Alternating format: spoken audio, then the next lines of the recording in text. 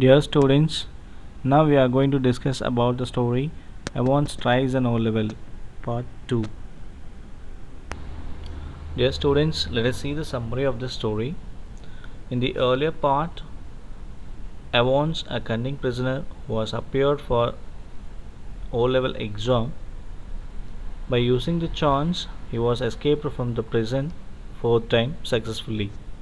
So now the governor was in confusion and he wanted to his catch the prisoner, and the governor wanted to take McClure, the invigilator, to the hospital. The governor noticed that a photocopied sheet was cleverly laid on the blank space of the question paper. The governor tried to recall what he had learned in his German classes. He was willing to translate the text. The governor tried to translate it, but he was only able to translate it partly, because it was written in that everything should go by the plan. Meanwhile, the sound of fast moving siren reached its highest point and the white police car entered into the yard. Detective Superintendent Carter waved out of his car and saluted the governor, and he inquired about what had happened and looked worried when he asked who hit the churchman. McCleary interrupts in between and said that Evans had gone to Elsfield. He was breathing heavily when he told so. Carter looked confused and tried to seek clarity from the governor. The governor told him to take him, as only he knew where Evans had gone. Carter helped McCleary sit inside, and within a few seconds the car left the place at a great speed. The governor recalled that McCleary had said Elsfield. He started reading the text again and discovered that it was a route towards the examination board. He then concluded that somebody from the examination board had helped him. He then turned towards Jackson and Stephens and scolded them in a very insulting manner to help Evans walk out of the prison. The governor was growing hopeless. He scolded the senior prison officer Jackson for being so confident about his abilities. He had spent 2 hours checking Evans' cell and declared it to be all okay.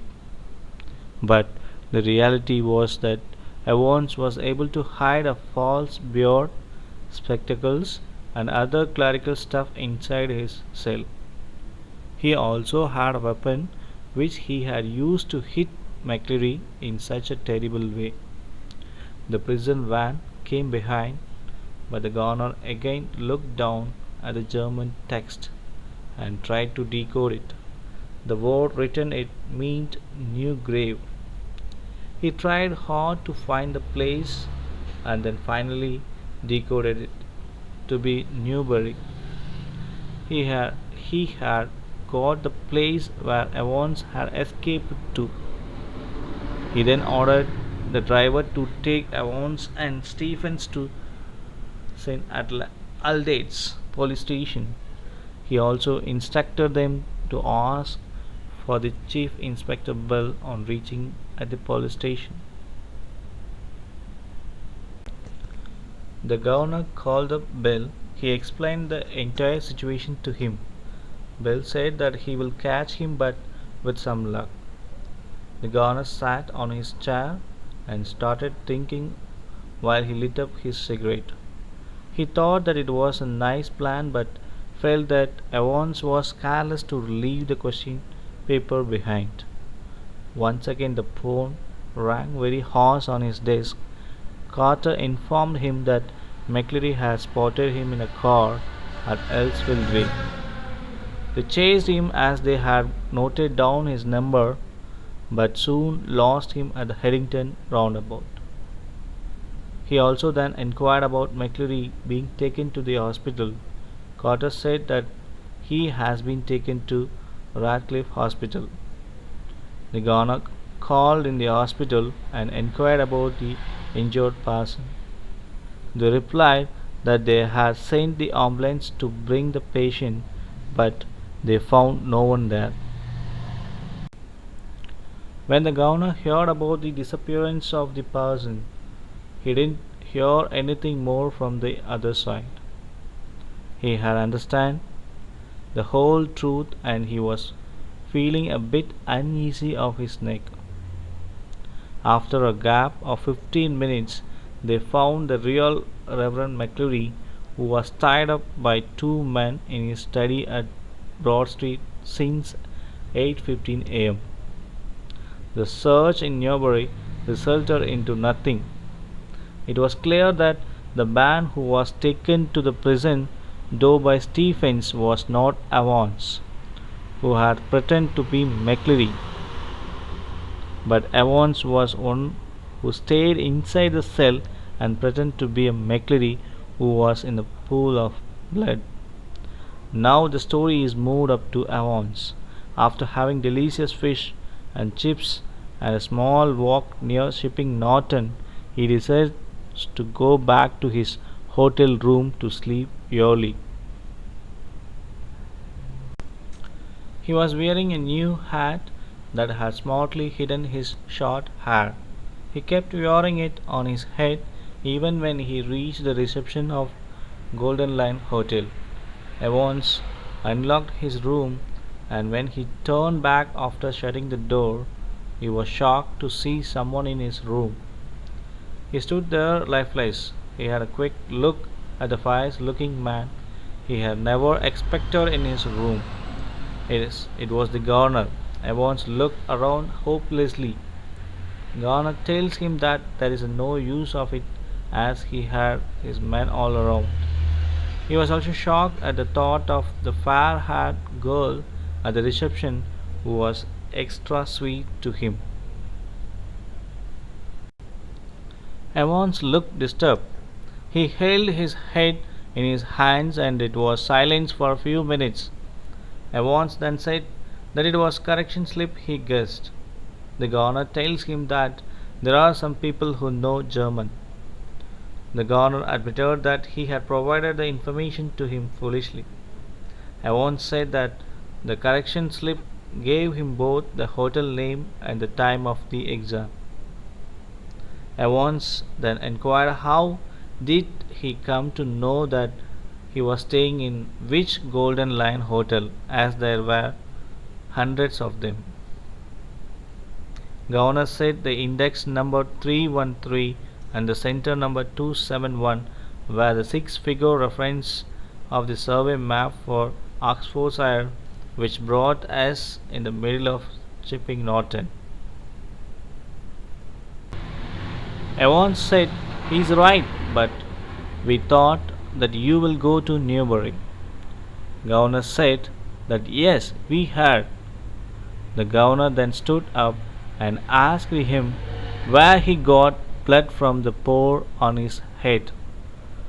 Evans felt happy to hear this and said that it was a clever thing to bring blood into the cell.